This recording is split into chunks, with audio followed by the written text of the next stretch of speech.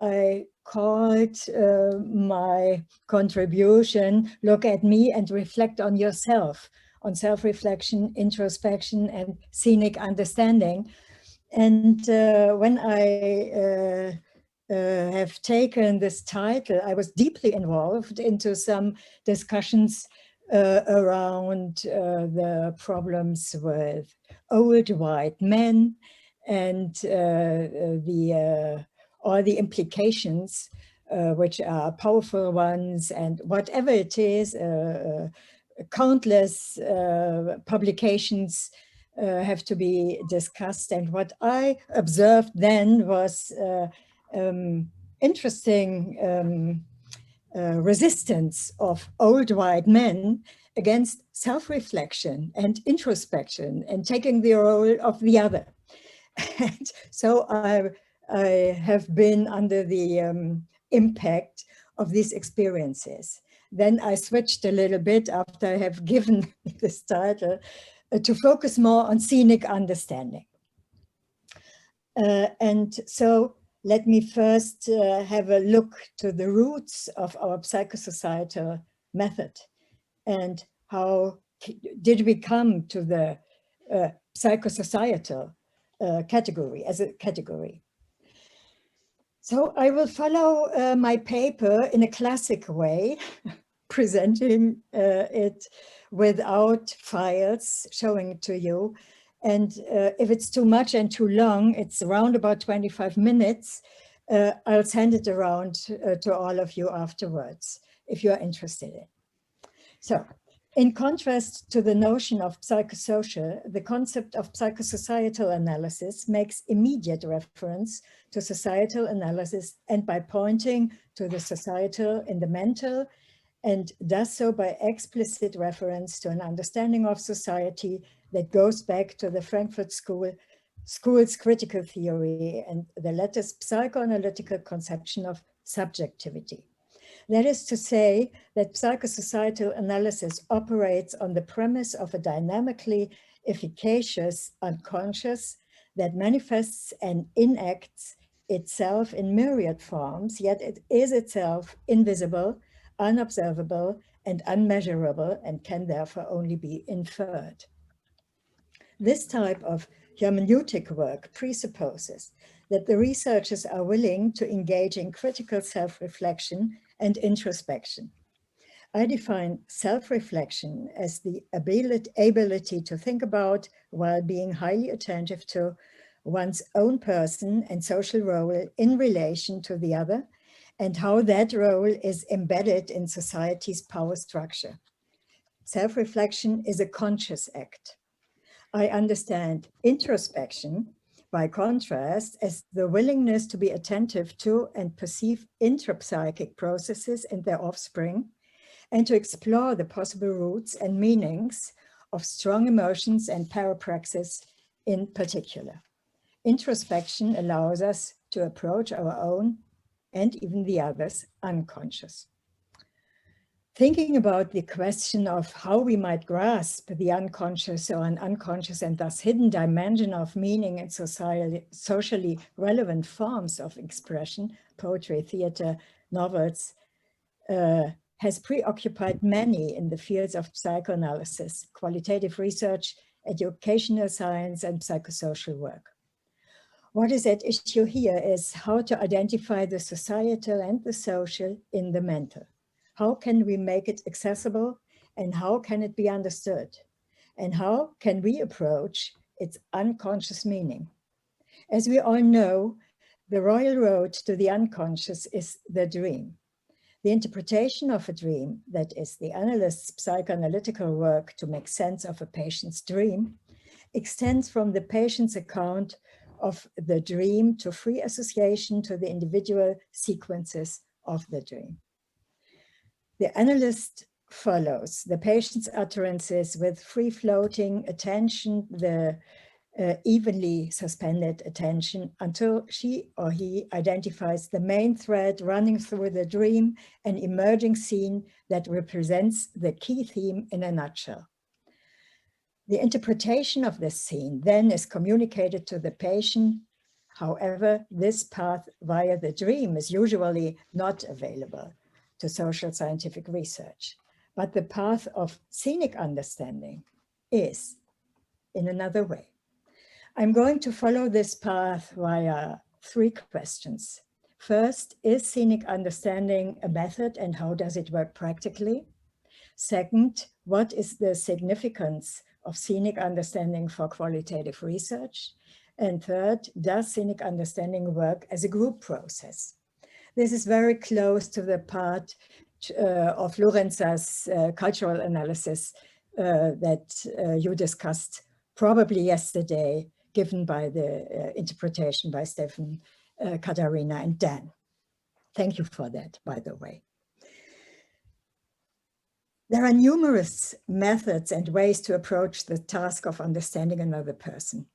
The same is true for understanding a text or a conversation situation, or for understanding conflicts or the dynamics of social movements.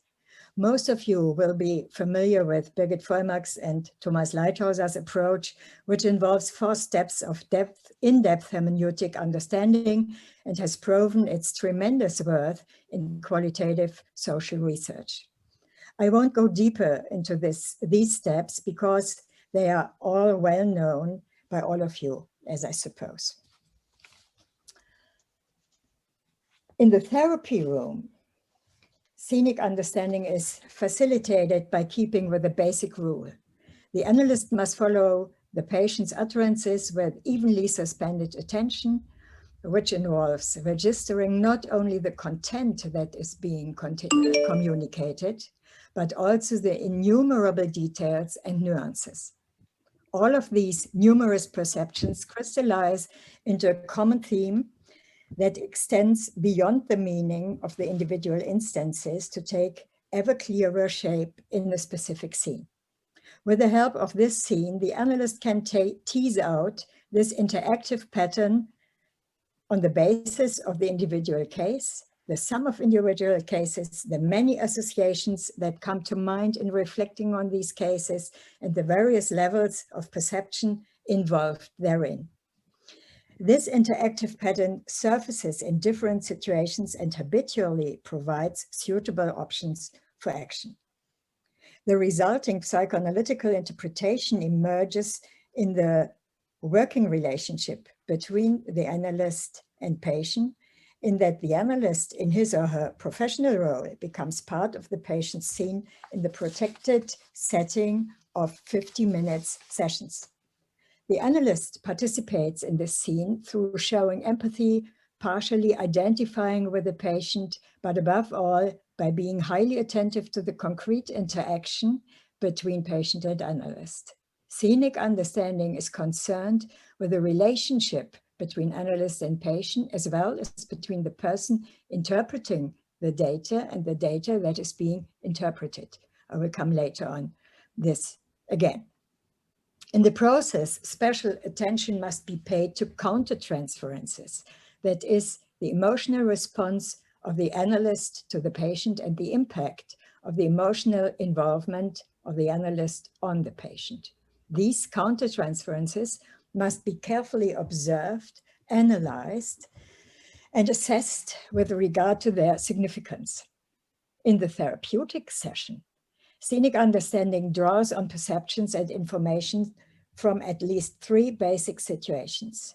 First, the specific therapeutic relationship. Second, the patient's current life situation.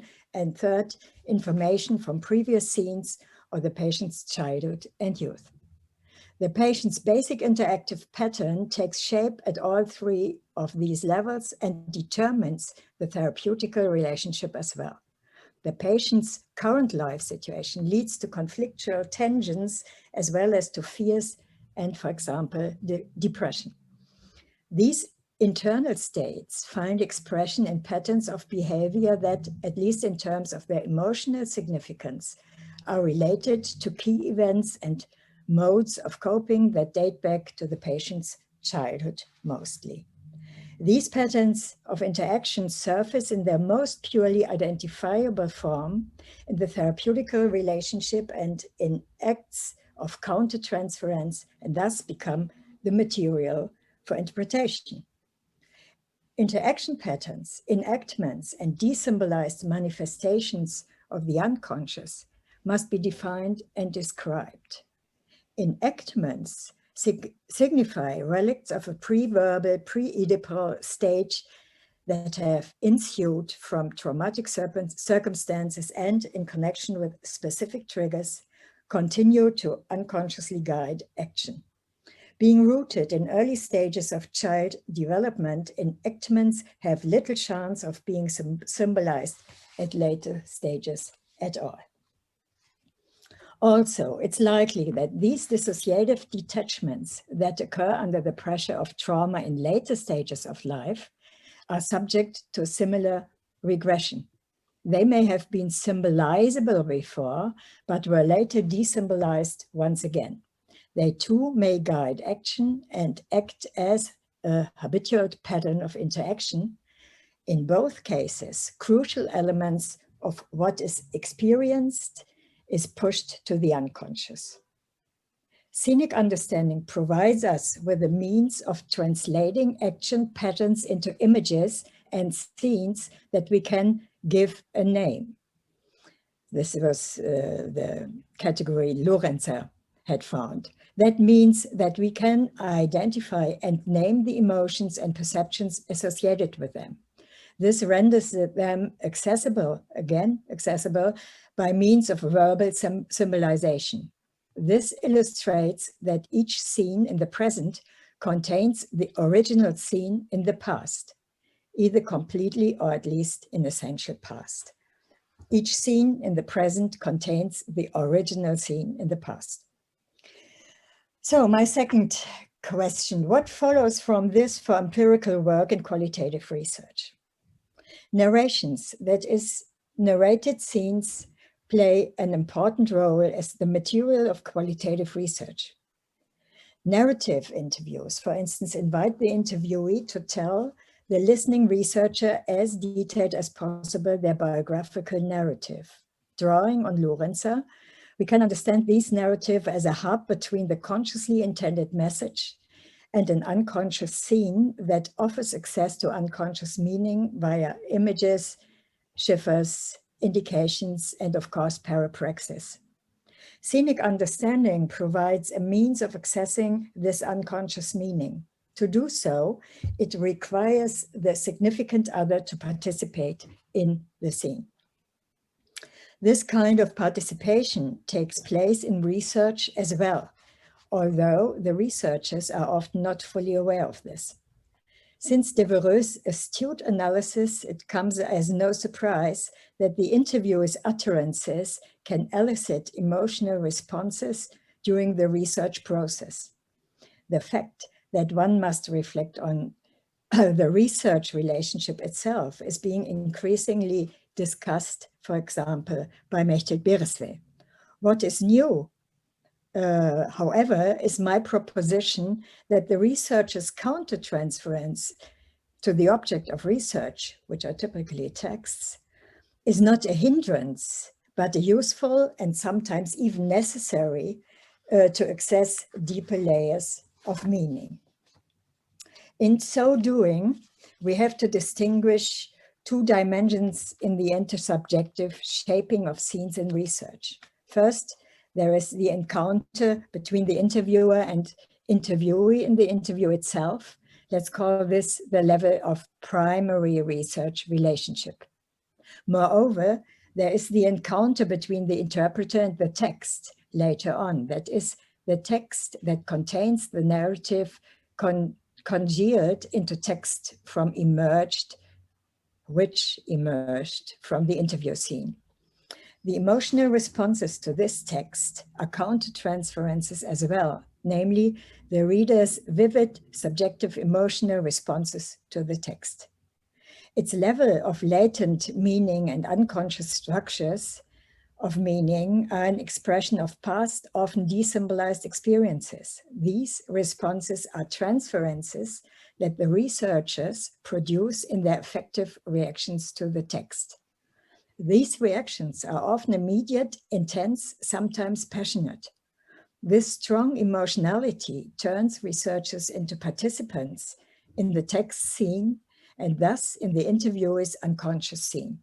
I would like to call this process the secondary research relationship. Both of these research relationships can be accessed by scenic understanding, and both provide an entry point for tapping unconscious nonverbal levels of meaning. Scenic understanding takes place in steps, or had to be looked at in steps. We are indebted to Lorenza for the insight that the earliest memory traces are stored as in grams, or in grams. This is the first. These engrams develop into specific interaction forms that are permanently preserved as unconscious pre-verbal dynamics, which we call enactments nowadays. Second, they determine the structure of the respective interaction scenes in the present. Third, during treatment, this unconscious scene unfolds once more between the analyst and the patient, and the analyst becomes an active participant in the ensuing scene. Fourth step. This participation in the developing scene also occurs by the analyst engaging with the images, metaphors, and narrations produced by the patient. Step 5. Giving rise to the interplay of transference and countertransference, which is step 6. The meaning of this interplay between transference and countertransference is accessible by self-exploration of the countertransference by the analyst, which is 7. When the analyst interprets the unconscious scene during the treatment, step 8, the patient's response serves to validate or invalidate this interpretation, which is point 9. Within the therapeutic relationship, the patient comes to experience the self and the other in new ways and gains a new understanding of the meaning of this experience, thus creating alternative memory traces that over time will begin to override pre-existing engrams. This affects later a change in patient's current mode of communicating with and relating to others, which could be then point 10. In qualitative research, scenic understanding proceeds by applying similar principles. There is a close analogy between the treatment scene and the research scene as far as scenic understanding is concerned. This is especially evident in the studies of narrative biographical interviews. Engrams formed on the basis of memory traces first, enter everyday scenes in the present as enactments, second, and set an unconscious dynamic in motion in those everyday scenes, third. The research interview is a specific instance of such a scene in the present.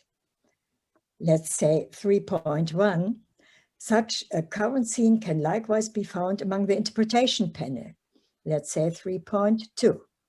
Such a current scene can likewise be found, interpretation panel, sorry. Both of these scenes are shaped by the unfolding of unconscious scenes. The researchers involved in interpreting the interview data become participants in the unconscious scene, step 4. This participation takes place by means of associations and so forth when the researchers engage in their joint interpretation work. Step 5. During the process of interpretation, the interviewed data evokes emotional reactions among the members of the interpretation panel, which take the shape of countertransferences, which is point 6. Apart from potential insights into the researchers' own biographies, the panel members' self-exploration with regard to these countertransferences, point 7, provides access to the unconscious level of meaning present in the text, which is point 8.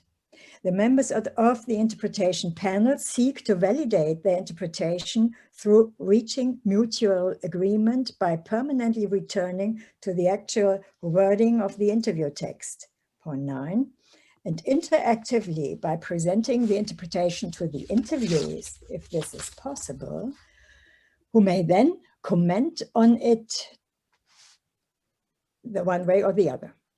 Whether, and if so, to what degree presenting these results to the interviewee affects the inner world of that person, which could be point 10, is not a part of the research, of course. However, such feedback can be assumed to potentially provide an impulse for further development. My own experiences from a long-term biographical research project clearly points in this direction.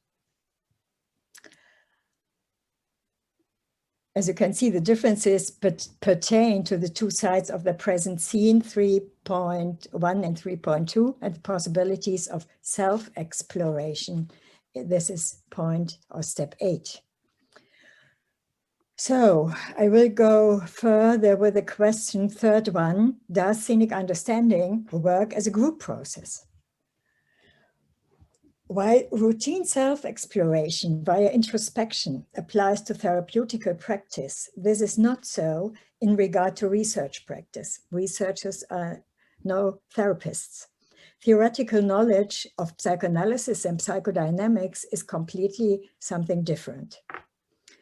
How can we ensure that countertransferences in qualitative research do not mislead us down an erroneous narcissistic path? This can happen, for instance, when an individual emotional utterance reopens our own old wounds and we mistake this experience for an accurate understanding of the case under study.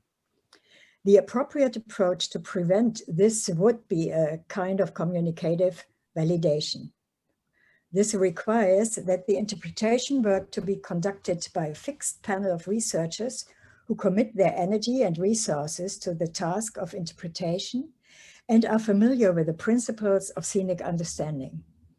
This provides the basis for joint interpretation work that proceeds step by step between 3 points of reference. The first point is the manifest text, including the steps toward logical and psychological understanding. Second, the examination of countertransferences to the text. And third, teasing out the unconscious meaning of the text. In the ideal case, this process will take place under external research supervision.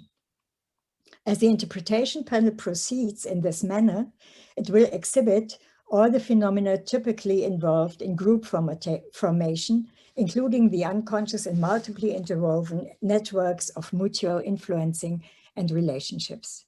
In group analysis, these networks are called a matrix, in analogy to neural networks.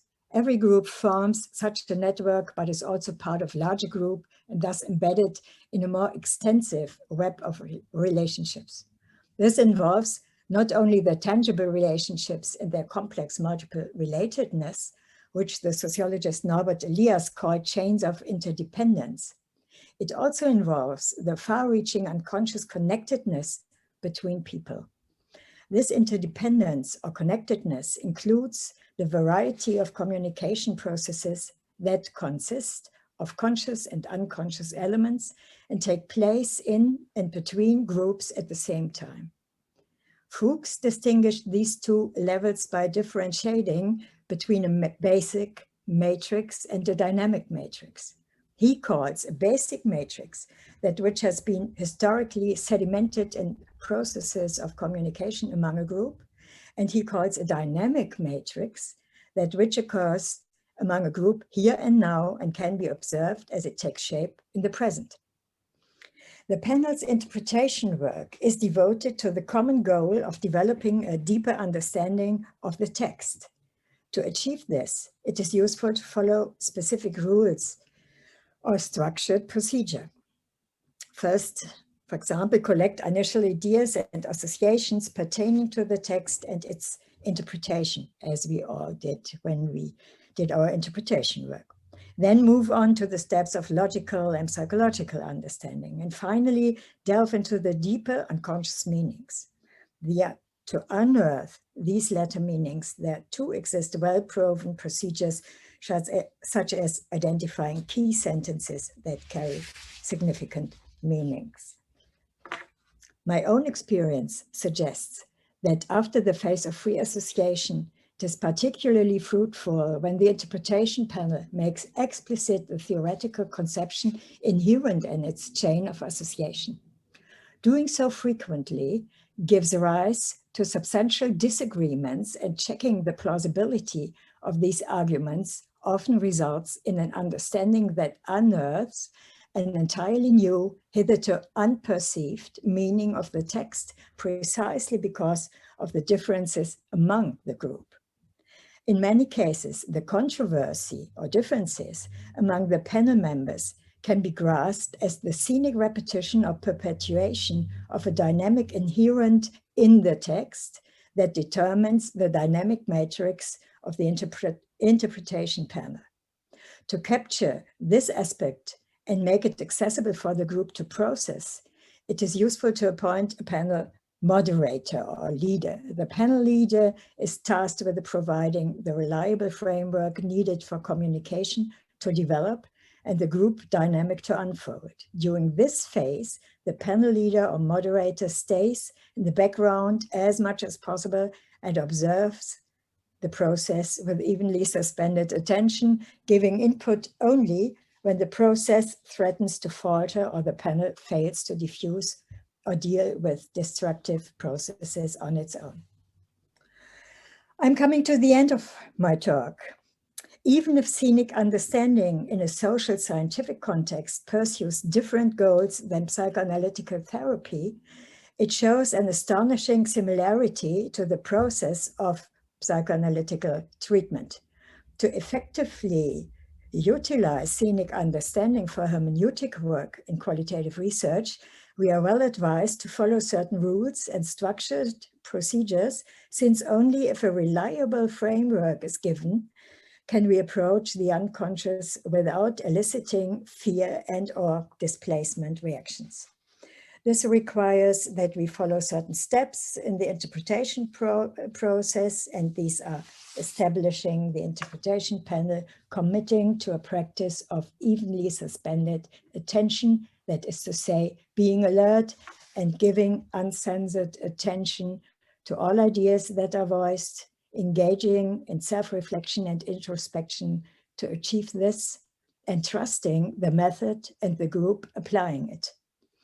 And finally, an effective way of facilitating the realization of these steps is to subject the research project to research supervision, as I said. I would like to emphasize that every individual, maybe with the exception of those stricken by severe mental illnesses, in principle possesses the ability to reflect on the self and engage in introspection on the basis of a reliable framework, and in so doing, to sense its individual dependence on others. What is often lacking in is sufficient practice and occasionally the willingness to engage in a practice that corresponds with the intersubjective turn in psychoanalysis and acknowledges the fundamental reciprocity of all social relationships. What follows from this is that scenic understanding is essentially a hermeneutics of intersubjectivity. Thank you very much for your attention and your patience.